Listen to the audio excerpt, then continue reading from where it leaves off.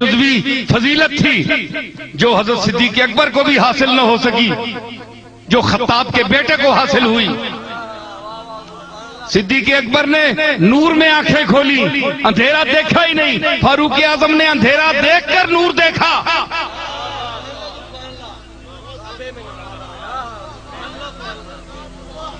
فرمایا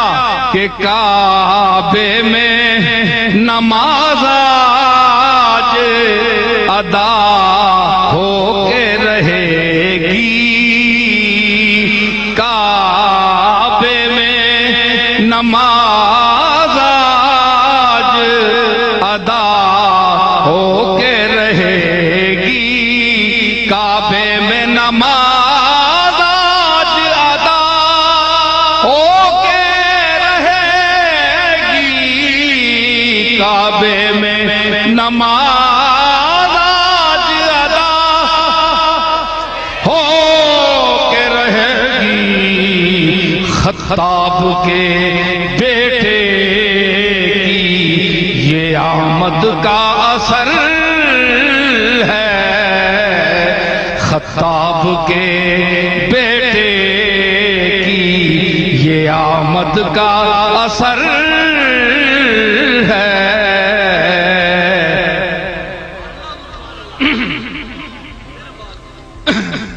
کیا میں نے کہا؟ ظلمت دیکھی، اندھیرا دیکھا، اچانک طلع البدر علینا، طلع البدر علینا من ثنیات الوداع، من ثنیات الوداع، من ثنیات الوداع، وجب الشکر علینا، وجب الشکر علینا، ما دعا للہ داعی، ما دعا کن شفیع یا حبیبی، کن شفیعی یا حبیبی، یا حبیبی یا حبیبی، یا حبیبی یا حبیبی، کن شفیع، کن شفیع یا حبیبی، یوم حشر واجتماع، یوم حشر واجتماع، ایھا المبعوث فینا، ایھا المبعوث فینا، جئتا بالامر المطاع، جئتا طلع البدر علی، آیا فاروق اعظم تے چند چڑھیا، 14ویں دا چند چڑھیا، نور تو جس لئے اکھیاں آشنا ہوئیاں، اس تو بعد کفر نہیں کھل سکے۔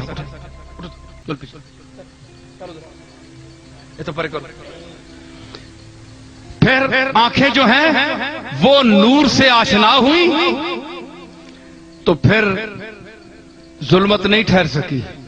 سیدھا کہا کہ میں آج نماز، کملی والے آج نماز کعبے میں اذان دی جائے گی، بیت اللہ شریف میں، اور وہاں نماز ادا۔ سوال یہ پیدا ہوتا ہے کہ صدیق اکبر کا مقام زیادہ ہے، ہمارا ایمان بھی ہے، سب کہتے بھی ہیں، صدیق اکبر نے یہ بات کیوں نہیں کہی؟ حق تو ان کا بنتا تھا۔ لیکن یہ فضیلتیں ہیں جو حضور نے، اللہ نے سب کو عطا فرمائی ہیں۔ میں نے ایک جملہ اسی لیے کہا تھا کہ ہم ان لوگوں کو ماپنے والے نہیں ہیں، حضور نے خود ان کو ناپ تول کر دیا ہے، قرآن نے اور سنت نے۔ سمجھ آئی؟ یہ مقام ان کا تھا، یار غار بھی ہیں، یار مزار بھی ہیں، اور وہ جو دکھ اور تکلیف کا زمانہ تھا ساتھ کاٹا، لیکن عثمان کو جو خلط عطا فرمائی، جو الفاظ عطا فرمائے، جو فاروق اعظم کو عطا فرمائے کہ لو کانا نبی بعدی لکانا عمر، کہ اگر میرے بعد کوئی نبی ہوتا تو عمر ہوتا، تو مطلب ہے کہ عمر میں نبیوں کے جوہر تھے۔ یہ جملہ آپ نے صدیق اکبر کے لیے نہیں کہا، حالانکہ یہ جملہ ان کے لیے چاہیے تھا کیونکہ نبی کے پاس سب سے بڑا منصب نبوت ہوتی ہے، وہ تو فاروق اعظم کو دے رہے ہیں، وہ اپنا منصب تو خلیفہ دوم کو دے رہے ہیں، تو افضل کون ہوا؟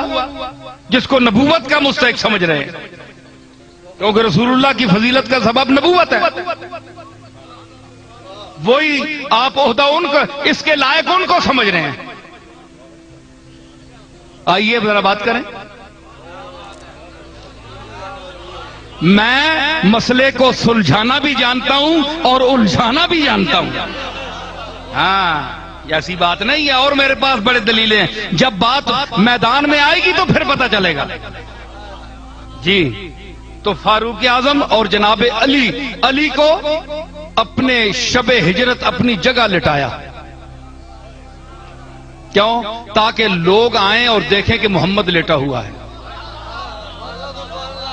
محمد کی جگہ علی کو لٹایا گیا، یعنی یہ فاروق اعظم کے لیے منصب کا مستحق قرار دیا گیا کہ لو کانا نبی بعدی لکانا عمر، اگر میرے بعد کوئی درجہ نبوت کے لائق ہے تو عمر کا دماغ ہے۔ اور محمد مصطفیٰ کے جسد ظاہری کا وہ مقام کہ علماء امت کا اجماع ہے اس پر کہ سرکار کا جسم اطہر اپنے گنبد خضرا میں، آپ کے حجر شریف میں جو آپ کی لحد مبارک کھدی ہوئی ہے، آپ کا جسد اطہر پیر مبارک سے سر مبارک تک لے کر کفن کے ساتھ براہ راست مس کر رہا ہے، چھو رہا ہے کفن کو، آپ کا جسم چھو رہا ہے، اور کفن ایک واسطے کے بعد زمین کفن کو چھو رہی ہے، ایک واسطے کے بعد۔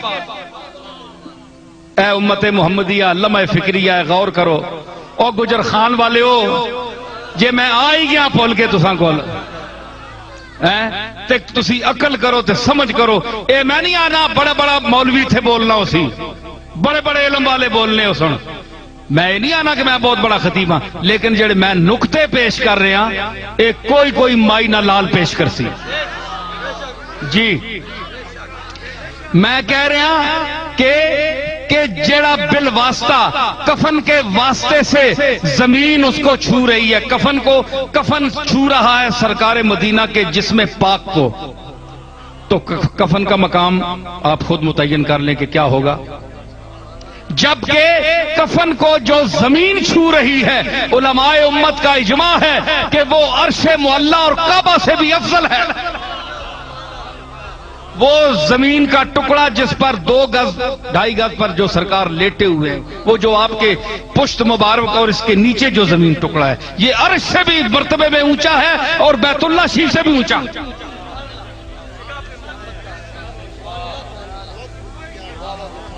ہے۔ جی ہائے ہائے ہائے، ممدین ایک گجراتی ہوا ہے، بڑا مزاحی شاعر، اگر سیٹ جنت میں خالی نہیں ہے تو چپکے کے دوزخ میں وڑ مامدینہ، یہ بڑا مزاحیہ، لیکن کیا اس نے نعت کا ایک شعر کہہ دیا، میں ایک شعر آ گیا اس کا، میرا خیال ہے اس کی بخشش ہو گئی ہوگی۔ وہ کہتا ہے کہ محمد کا جہاں پر آستاں ہے، محمد کا جہاں پر آستاں ہے، زمین کا اتنا ٹکڑا آسماں ہے، محمد کا جہاں پر آستاں ہے، زمین کا اتنا ٹکڑا آسماں ہے۔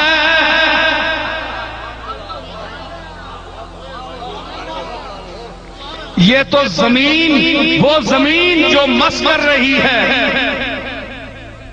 سرکار کے جسم اطہر سے کو چھو رہی ہے، وہ آسمان کیا، عرش کیا، بیت اللہ سے افضل ہے۔ اب آپ کے کفن مبارک کا اندازہ لگائیے، پھر کفن جو براہ راست سرکار کے بدن کو چھو رہا ہے اس کا مقام بتائیے۔